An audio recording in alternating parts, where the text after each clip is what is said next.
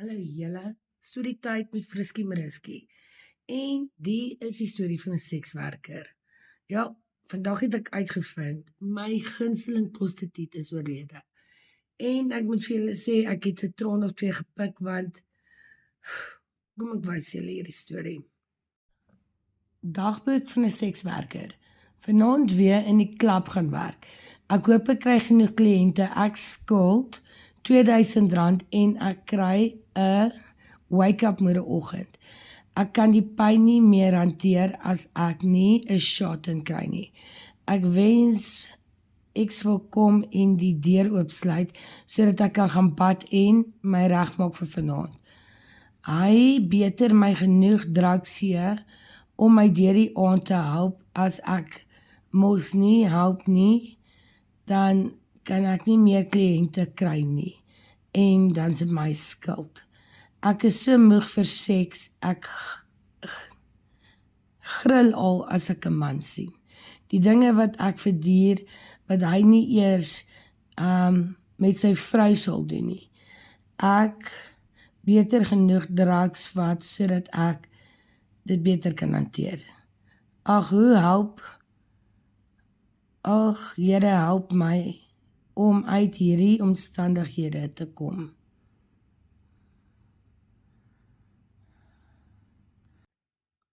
So julle, toe ek by die Kreersopnuus gewerk het, so meer as 10 jaar terug in die begin van my loopbaan, toe kry ek eendag 'n brief van 'n sekswerker wat my bietjie meer verduidelik van die horrible circumstances waarin hulle werk en die, hoe kan ek sê, die drug hel waarin hulle getrek word daar in die dorp. So sy eerste het sy vir my 'n briefie gestuur by die kantoor deur een van haar pelle of ek het na die tyd besef hy is dalk 'n kliënt. Kyk gou hierdie brief. Klaar gemaak. Hy vat my 5 uur. Ek kan asseblief 6 sakkies Thai heroin en 3 roks kry. Asseblief, ek kan nie op 4 sakkies gaan nie. Ek moet genoeg spyt om my deur te vat. Jy weet die klub maak 2 uur toe. Hoe laat môreoggend gaan jy my wake up? Gee asseblief, jy moet dit gee as ek kom, anders kan ek nie slaap nie. Ek beter nie te veel aangaan met hom nie, anders slaan hy my weer en ek hoop hy gaan sy belofte hou wanneer ek terugkom, so moeg vir die seks. Wat kan ek doen? Niemand wil help nie, seker maar 'n sugar daddy kry. Hy sal ook seker net seks wil hê. Okay, so na hierdie brief het ek toe besluit om haar face-to-face te gaan ontmoet en die een dag toe klim ek nog in my ex-man se 1400 bakkie en daar gaan ek. Ek ontmoet haar by die notorious McDonald's daar in Luiperdstraat. Sy sit daar in die passenger side, ek sit in die driver side en ek interview haar. En ek sal nooit vergeet nie, julle, soos dit sy uit die bakkie uit klim, sien ek daar onder lê soos die bootse kant of deel van 'n kondoom. Die rekkie deel. En ek tune nou nog, hey Wena, moenie jou kakkie binne los of jou kliënte se kakkie los nie. En sy draai om en sê vir my, jy weet, sy het nie geld vir rekkies nie en sy gebruik dit as 'n rekkie. Sjoe, julle, en ek dink dis die eerste keer wat my hart gebreek het. Vir sulke soorte vrou, want mens obviously judge hulle en allerhande sulke goed. Anyways, so het ek 'n pad met haar begin stap en ek het 'n paar stories in die koerant geskryf oor life in a day of a sex worker en so meer. En ek sal nooit vergeet nie, julle, die een dag toe kontak sy my en sy sê, sy wil skoonkom. Sy kan nie meer nie. Ek het toe gery na werk en ek het haar gaan haal uit hierdie woonstelblok wat notorious is vir, ag man, as 'n hoerhuis, as 'n drughuis, as 'n what name, you name it.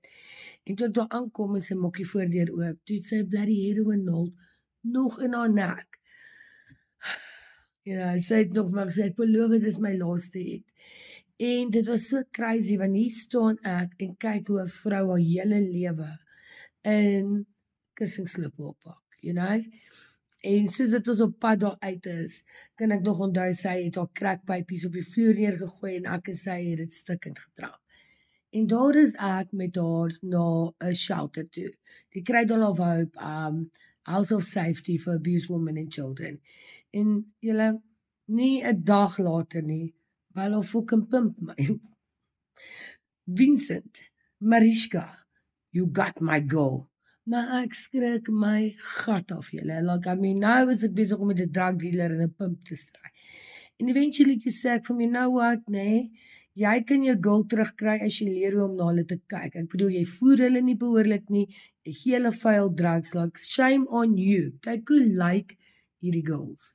You know, en vir 9 maande het sy by die shelter gebly en ek het verskeie stories gedoen en die gemeenskap het ingejump en haar gehelp en medikasie aangedra wat haar help met withdrawal symptoms is. Hulle het haar tande gefix. You know, en ek het ook gereeld gaan kyk want obviously het ek al progress geskryf en jy weet ek het tot 'n mate gevoel, you know, ek moet dis my barmhartige Samaritaan moment. En toe julle die eendag krak 'n oproep wat sê luister hier, Tammy het weghardloop. Wie hardloop sy weg van die shelter? Ek was fucking devastated.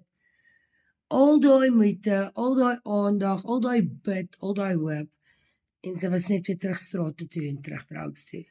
You know, en aanvanklik het ek myself getroos dat at least vir daai 9 maande, you know, het sy 'n warm bed gehad om in te slaap, kos gehad om te eet en warm water om in te bad.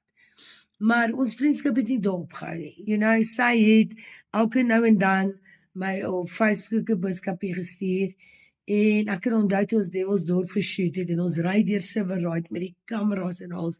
Dis staan sy nog op die fucking hoek, julle roep, Mariska.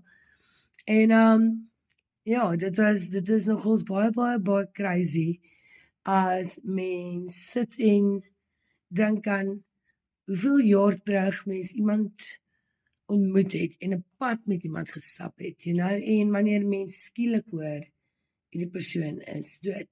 You know, en vir my, ek weet nie wat dit is nie. Ek weet nie hoekom dit my so hard tref dat sy oorlede is nie, you know. Is dit omdat ons almal 'n paadjie het en you know, we all gonna die? Of is dit want wat ek gehoor het is sy's dood in die straat gevind? You know, en dit is nog iets wat sad is want dit is waarna toe sy die hele tyd gehardloop het. Maar ek dink die ding in die groter ding wat vir my uitstaan is jy weet mense het altyd jare terug gehoor van drugs is so bad en. Maar ek bedoel ons mense wie se lewens dit destrooi. You know? En man, jy kan hoeveel stories skryf. Jy kan doen wat jy wil. You know, dit is ietsie wat ongelukkig nie uitgewis gaan word nie. Maar een ding wat Tammy my geleer het is om nie 'n boek by sy cover te judge nie, jy weet. Sy was regtig shame. Sy was verskriklik verslaaf aan heroïne. Julle sal hoor in die briewe of die briefie wat sy geskryf het hoe haar lewe gegaan het. En dit wat ek nooit sal vergeet het nie of sal vergeet nie is wanneer ek in Kreersdorp met stories gedoen het, dan obviously soek ek stories en dan sal ek altyd as ek ry verby haar ry aftrek langs die pad, haar smoke aan Piet en vir haar sê, hoorie, wat gaan aan op die strate? In fact, ek onthou actually toe die Kreersdorp moorde gebeur het ek hulle gaan vra, het julle iets gesien? Want een van die karre was mos so gedam. Maar ja, julle, storie van 'n sekswerker. Here help my, want ek kan niemand vertrou nie. Asseblief my Heer. Ek weet dit klink crazy, nee, maar die remind my net dat sis, almal het 'n storie, you know, en dis die einde van haar storie. En ek wonder net sis, wat doen ons elke dag in ons lewens, in ons storie van lewe, you know?